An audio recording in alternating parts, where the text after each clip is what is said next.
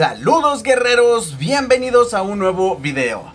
En este video vamos a ver cómo se juega Guerra Divina. Antes que nada vamos a conocer primero nuestra zona de juego, que sería nuestro campo o nuestro tablero. En la parte central de arriba siempre irán nuestras deidades. Recuerden que se llevan 2 deidades por juego y estos son elegidos aleatoriamente por nuestro rival antes de empezar la partida. A los laterales tenemos la zona de equipo.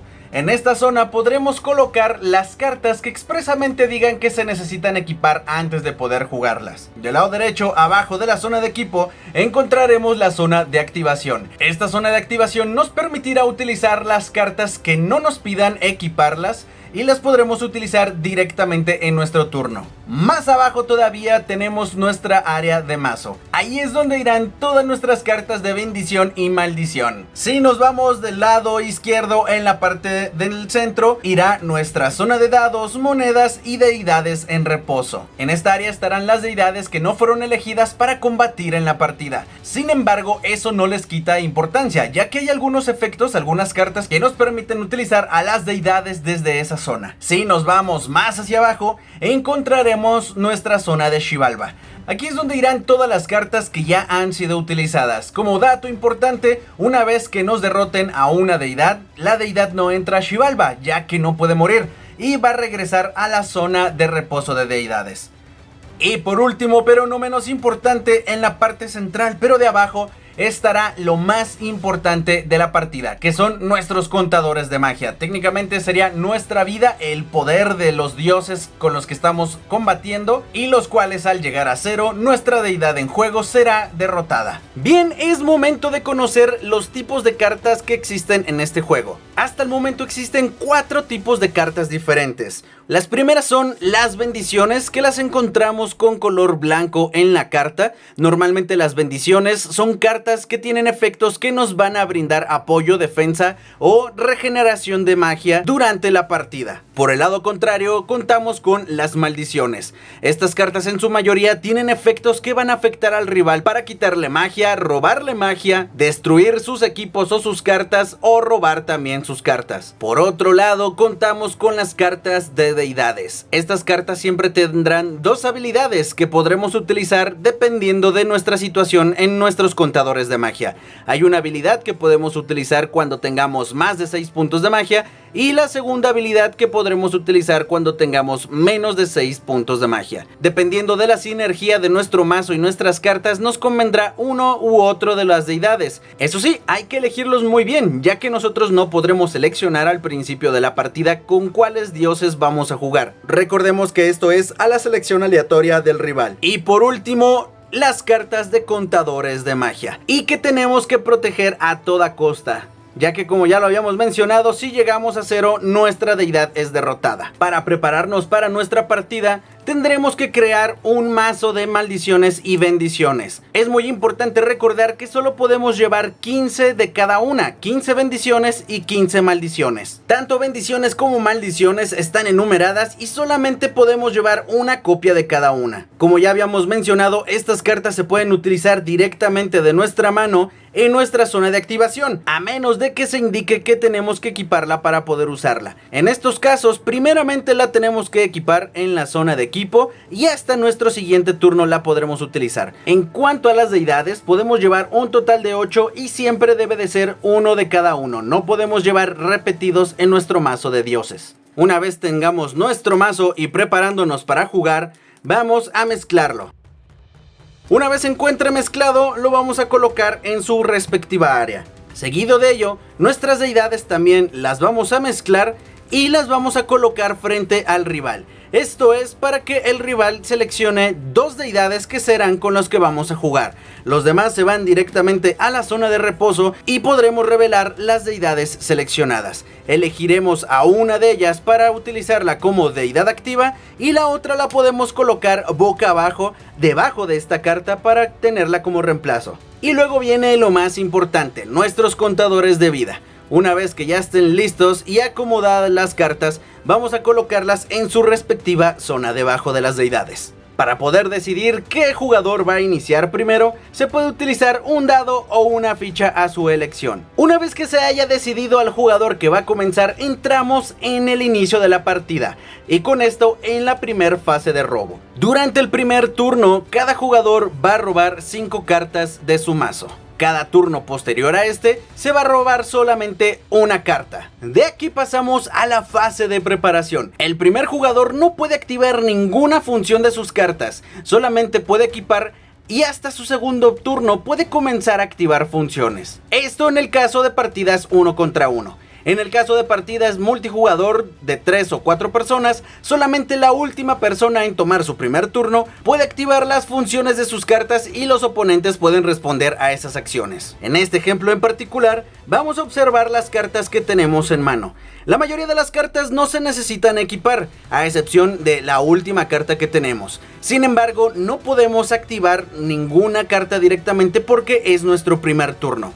Entonces vamos a ir preparando las cartas para poder hacerle daño al oponente o intentar protegernos de algún daño que él nos quiera hacer. Vamos a equipar esta carta boca abajo en la zona de equipos y por el momento termina nuestro turno. En el caso de que nosotros fuéramos el segundo jugador, entonces sí podríamos activar las funciones de las cartas. Por lo cual podríamos, por ejemplo, elegir esta carta que se necesita equipar.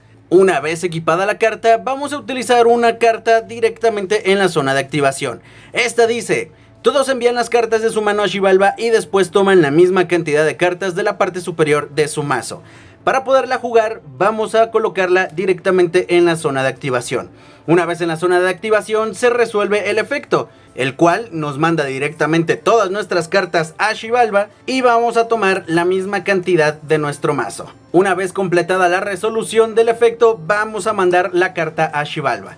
Mientras tengamos cartas que todavía podamos activar sin necesidad de equipar, podemos seguir jugando las cartas incluso hasta quedarnos sin ninguna en la mano. Por seguir con el ejemplo, vamos a utilizar esta carta que dice: toma 2 cartas de la parte inferior de tu mazo. La vamos a jugar directamente en la zona de activación y vamos a tomar 2 cartas de la parte inferior del mazo. Una vez se resuelve, se manda a Xibalba y podemos continuar activando cartas si así lo deseamos. Una vez hayamos decidido que no vamos a jugar más cartas en este turno, siendo el segundo jugador o siendo un turno posterior a él, pasaremos a la fase de contacto o fase final. En esta fase se va a utilizar una moneda. Si el resultado de la moneda es cara, se drenará 2 contadores de magia del oponente. Si es cruz, solo se drenará un contador de magia del oponente. Una vez se llegue a esta fase, ya no se va a poder equipar ninguna carta, pero puedes responder si tienes cartas equipadas de un turno anterior o activando las funciones de tu deidad, y ahí es donde se pone bastante interesante la partida. Una vez vayamos conociendo los efectos de nuestras cartas y nosotros armemos nuestros mazos con ciertas estrategias en específico, se pueden hacer unas cadenas de efectos bastante interesantes, ya sea durante el momento de activación de las cartas, tanto en zona de activación directa como en zona de equipos, o en la fase de contacto. Una vez se completa la fase de contacto y se reducen los puntos de magia acordes a la moneda, el turno terminaría y sería el turno del siguiente jugador. De esta manera repetiríamos el ciclo.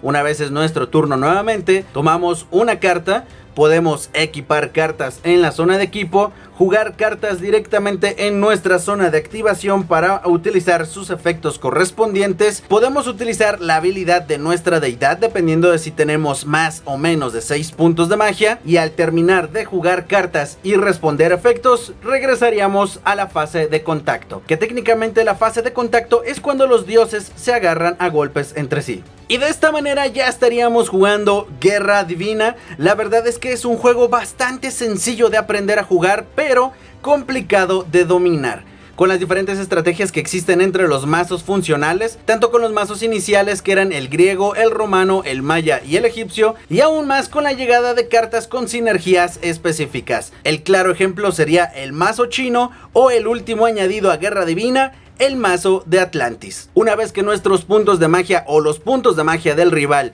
lleguen a 0, en ese momento nuestra deidad en juego es derrotada. Si aún tenemos las 2 deidades, la deidad que estaba activa se va a la zona de reposo y se voltea la deidad que estaba en descanso. Una vez se haga eso, los contadores de magia regresan a la posición de 12 puntos y la batalla continúa. El primer jugador que llegue a 0 puntos de magia con sus 2 deidades perderá la partida y se terminará el juego. Algo último a tomar en consideración es que, a diferencia de otros juegos, cuando nuestro mazo se acaba por completo, no se pierde la partida. Para eso existe la fase de contacto, con la que podremos seguir golpeando y drenando magia a nuestro rival. Y bien, guerreros, estos son los principios básicos para jugar Guerra Divina. Como les mencionaba anteriormente, es un sistema de juego bastante sencillo de aprender, pero difícil de dominar. Existen diferentes estrategias con diferentes sinergias dependiendo de las bendiciones y maldiciones que elijamos, junto con las deidades que vamos a utilizar para poder combatir. En otros videos más adelante tendremos el armado de algunos cuantos mazos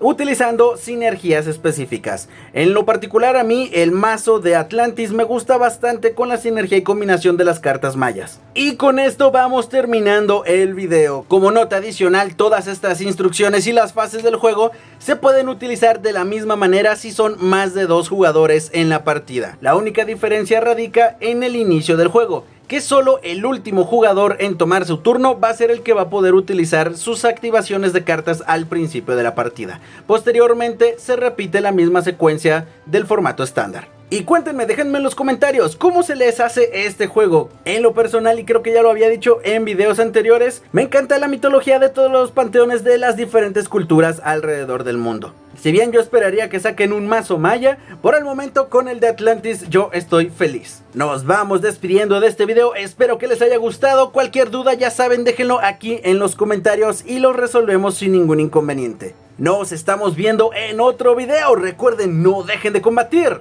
Nos vemos después. Bye.